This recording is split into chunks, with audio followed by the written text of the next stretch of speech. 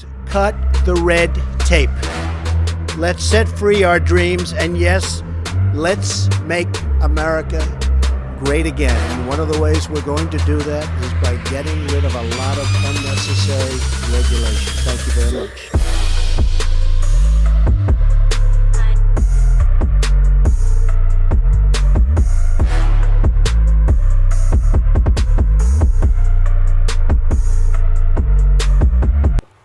What has to happen now in these 11 years is moderation. It's too late for moderation. Welcome back, everyone.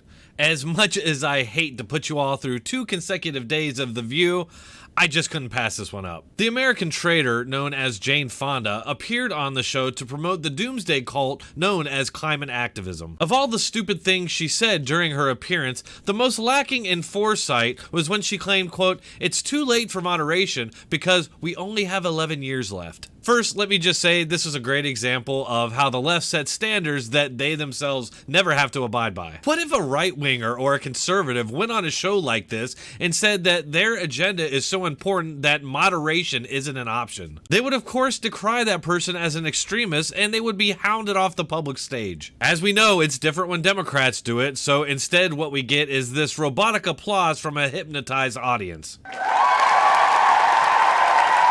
Just imagine the sorts of extreme policies and actions that these people will rationalize now that they believe that we only have 11 years left. They can easily rationalize censorship, or worse, of anybody who stands in opposition to their agenda. This is something I've been warning about for years on this channel. One way or the other, they're gonna rid themselves of all dissent. Cannot vote somebody in that isn't brave enough to stand up and do the immensely difficult work that needs to be done to save us from catastrophe. What she's basically saying here is that you must vote for a far-left radical who's going to do whatever it takes to replace capitalism with socialism or even communism. It wouldn't be surprising since this is the woman who sided with a communist government over her own country. And I'm getting so tired of them calling their activism brave. There's nothing particularly brave about doing what she advocates. Taking the stance that she's promoting would be quite popular in academia, in the media, in Hollywood, and on social media. The brave stance would be standing in principled opposition to what has become a juggernaut. People who do so are mocked, ridiculed, demonized, and then canceled. I mean, we're doing small steps, but that goes to, like, we're not having a real conversation yet. It's hard to have the conversation that's needed when we have the present person in the White House. Notice how she won't even look at Abby Huntsman. This is a person who's used to speaking in a bubble where nobody ever challenges her. I mean, she claims that we can't have a conversation because of who's in the White House. We can apparently only do that if a socialist resides in the White House. Moderation. It's too late for moderation. That's how these people think. They're going for total victory and total destruction of their opposition. These people hate us. The fossil fuel industry knew 30 years ago what they were doing, and they lied and they hoodwinked. Just yesterday. Don't blame anybody except the fossil fuel industry. They try to make us feel guilty. Do you know what I mean? I don't have this all in the video, but she rails on and on about fossil fuel companies and how they're to blame for all of this. What in the world does she think this world runs on? Does she even know that the TV show she's on right now uses lots of fossil fuels? All that plastic surgery that Fonda clearly has took fossil fuels to accomplish. I remember what LA looked like before it cleaned it. You couldn't see your hand in front of your face. Eyes burning. That's right. You heard correctly. Whoopi Goldberg is seriously trying to blame Donald Trump because LA is a Democrat-run.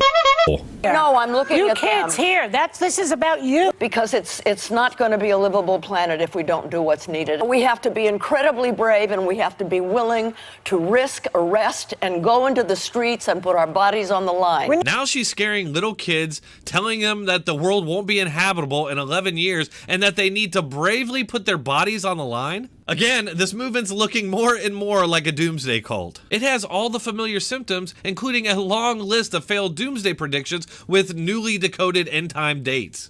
They've been making these predictions for 50 plus years. We're still here and the planet's still fine. Sure, things aren't perfect and there's plenty of room for improvement, like cleaning up all the plastic in the oceans, but the hysteria being generated by people like Fonda is just straight up nuts. We have the technology. Yeah. The Green New Deal lays out a framework for how to move forward to a wonderful future. But here, we into it, we cut have a conversation. the military budget, which is totally bloated and bigger than any other developed country. $600 billion, the Sunrise Movement, the Extinction Movement. I mean, all these young people who are leaving school to protest their future that we're taking from them. Let me just say, first off, the Sunrise Movement and Extinction Rebellion, both full of complete lunatics. These are far left extremist organizations. And that doesn't take bold, transformative action is not going to be what we need. Well, you know better than I do. So I think one day you should run for the Senate. Great, And then you do it your way. But by that time, in the meantime, by that time, there's going to be a big problem. I just doesn't work with me. Thank you. Okay.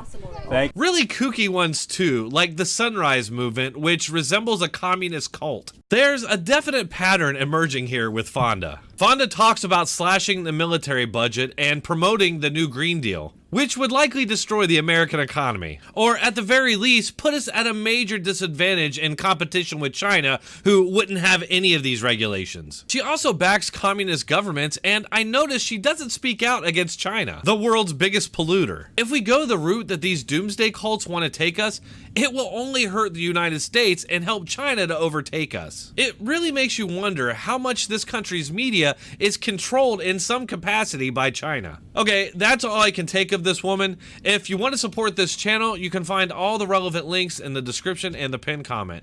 Thanks for watching. Keep coming back.